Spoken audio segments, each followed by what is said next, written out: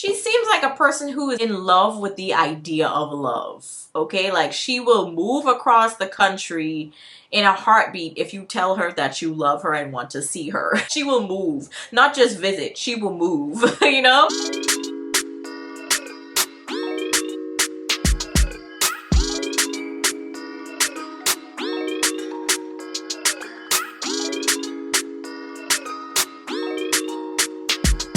What is up, you guys? Welcome back to the channel. It's your girl Jada here, back with another video. So today we are going to be talking about MILF Manor. So if you guys have not checked out my first video that I did about, I think, episodes maybe 1 to about 5 or 6, check that out here. I'll link it in the corner. But there was definitely some interesting things that needed to be discussed. The whole premise of the show really is something that needed to be discussed. So I talked about that in that video. Now that we got through all of those things, okay, in this video, we're going to be talking about everything from where I stopped in that first video up until the end of the season. So TLC definitely outdid themselves with this show. The whole premise of it is just really bizarre. The fact that you are not only a older woman looking for a younger guy, but you also have to do that while your son, who is also, I'm pretty sure, probably maybe less than half your age or a little bit more, they have to be with you and by your side, dating these older women,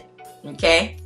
Yeah. Anyways, now that we got past that shock, okay, the shock of it all, let's dive into what happened in these last couple of episodes. I think I left off where Jose and Kelly kind of ran off into the night. They did some things together. We still don't know what that was, but they went kind of like on a date or excursion in the middle of the night or something like that. But Kelly and Jose, since then, they were, you know, kind of smitten with each other. And then we saw that Stephanie and Gabriel, they kind of got together after the whole Stephanie and Ryan thing went down. Ryan was like, "You're fake," all that type of stuff. And Stephanie was like, "You know what? I'm good on you." So she stuck with Gabriel. And then we had April Jane, who kind of went with Joey, which is really interesting because April Jane is the oldest in the house. She's 60. And Joey, I believe, is the youngest in the house. I think he was like 23.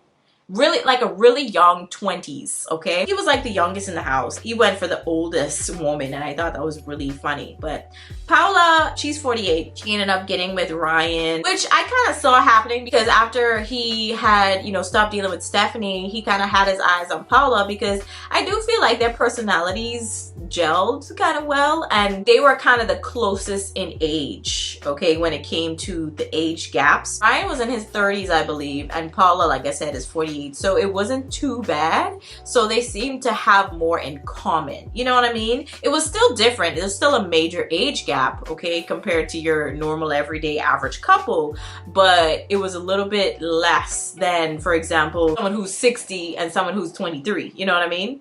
So yeah, I do also want to mention, before I get into the couples and what happened with them, I want to mention the other women. So we had Shannon, So Young, Charlene, and April. So I mentioned in the other video that April and her son had ended up leaving. They were the first ones to leave. Shannon had ended up leaving as well because Jose ended up going with Kelly, because I've yet to mention it, but they did actually have a moment where they had to choose who they wanted to continue dating or seeing in the house. So Jose ended up going with Kelly. For what reason, I don't know, because they seem like two totally different types of people, and not in like a good opposites attract way. It just seemed very forced. But either way, Jose ends up choosing Kelly. So Shannon and So Young have to end up going home because they thought that Jose was like their person, I guess. But you know, Jose was like, "Nah, I want Kelly because I guess she brings out the adventurous side in me." I don't know, but whatever. And then Charlene, she, I think, came off too intense. She started off with a lot of insecurities that got projected onto the other women, and then on top of that, she just kind of seemed a little too forceful with the way that she was trying to get to know the other boys. I was gonna say men, but like they're really boys, really. Compared to the women and their ages, I think they're but boys. But those were the women that went home. Now the men, like the sons, I can't remember all of their names, but So Young's son, I think it was Jimmy, he ended up going after Paula, but Paula picked Ryan, so he had to go home as well. I remember there was another mom and son duo that came in kind of late, but I can't remember their names. But either way, they didn't match with anybody, so they went home as well. There was a lot of people going home, obviously, because they weren't making no connections. But I found it interesting that when obviously these couples were a little bit more solidified and all of the distractions or extra people left, the MILFs, okay, they brought in a family member or a child of theirs that would come in and give them some advice about, you know, the relationship or shake things up, whatever, okay? They would have sit-down conversations. But, you know, when it came to Kelly's daughter ended up coming in, and she was basically Kelly's duplicate, but just in younger form, maybe half her age. I definitely got the vibe that with Kelly, she seems like a person who's like here for a good time, but not a long time. You know what I'm saying? So with Jose, I just think he's just doing this for fun, really. So when they try to have serious conversations like Jose and Kelly's daughter about Kelly, I was like, can you really take Kelly seriously though? Like, really? Personality wise, it's very, very interesting. So it just really struck me as kind of funny that they were trying to have a serious discussion about Kelly of all people. I was like, why? This is probably only gonna last like maybe a month or two after this show ends. Like, what is the reason? You know, it's not like they about to get married. Moving on to Stephanie and Gabriel. Stephanie, she seems a little bit kind of like a ditzy, overly trusting type of person, like a go with the wind type of chick. After she kind of ended things with Ryan and started to pursue Gabriel, Gabriel was just there again for a good time, not a long time. Like, that's the vibe that I was getting from Gabriel. And Stephanie just seemed a lot more serious about the situation. But at the end, all the couples were asked to write a letter to their person, okay, or whoever it is, to the MILF that they're dating or to the son that they're dating. So they have to write a letter and then they have to read it in front of everybody. In that moment, they also have to say whether they're going to continue outside of this experiment, if they're going to continue dating and seeing each other, right? And I just found it interesting, their responses to each other, because even his mom was like shocked, you know. But we're gonna move on. So speaking of Gabriel's mom, April Jane and Joey, they had an interesting relationship. I think April Jane's ex-husband had come in and he just decided to break up their date and just take April Jane in his arms and just leave. And Joey was just kind of sitting there all embarrassed. Kelly, because Kelly's obviously, you know, Joey's mom, she's looking at the situation. She's feeling bad for him and feeling disrespected for him. And I'm just like, I mean, that's her ex-husband. They're closer in age. She probably has way more respect for him than Joey. Joey's like a kid, you know? I think even April Jane's son, Gabriel, was older than Joey.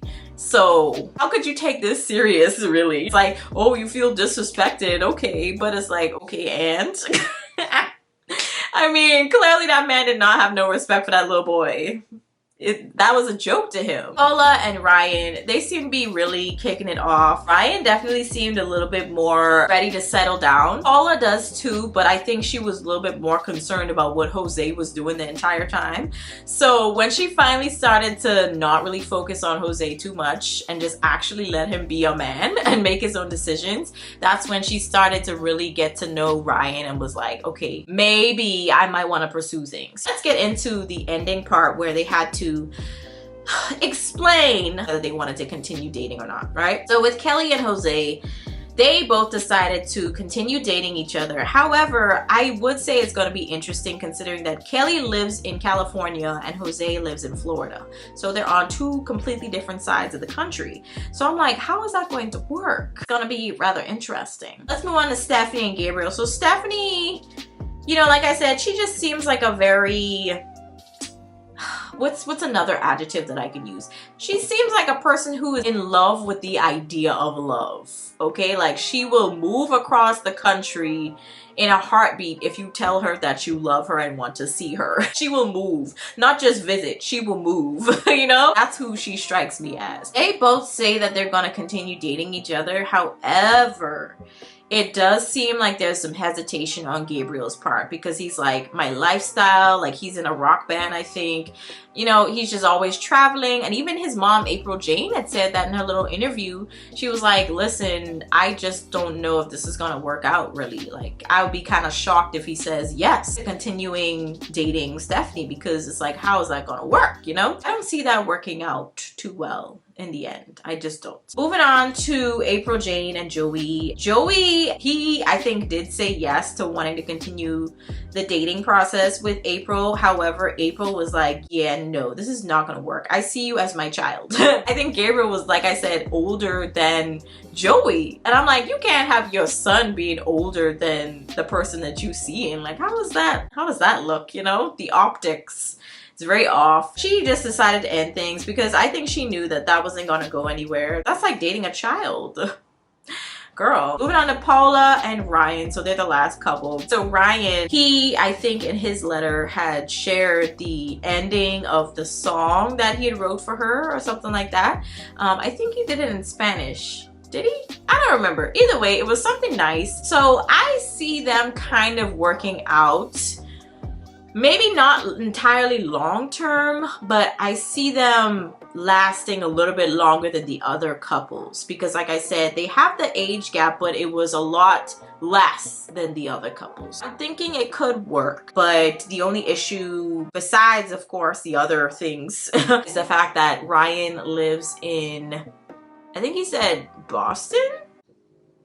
I don't remember, but it was a completely different state from Paula. Paula lives in Florida. Like, I don't know how that's going to work. One thing I also want to kind of mention when it came to Joey, Paula's daughter had came in, and because April Jane was so all over the place with her ex-husband being there, he still hadn't seen her since their date. And Joey is sitting there, and all of a sudden Paula's daughter comes in, and they start having a little conversation about what could happen with them and them possibly dating. And I'm like, oh, okay, you know, I could see it. But I'm wondering though, with all the couples, it's like I just don't see any of it really lasting, you know, past a certain amount of time or even reaching marriage. I just don't see the point of the show really. I think it's just more so for entertainment. I don't think you should take these couples serious. I'm just going to be real honest with y'all. It's seeming very like, this is just my plaything type of relationship, you know?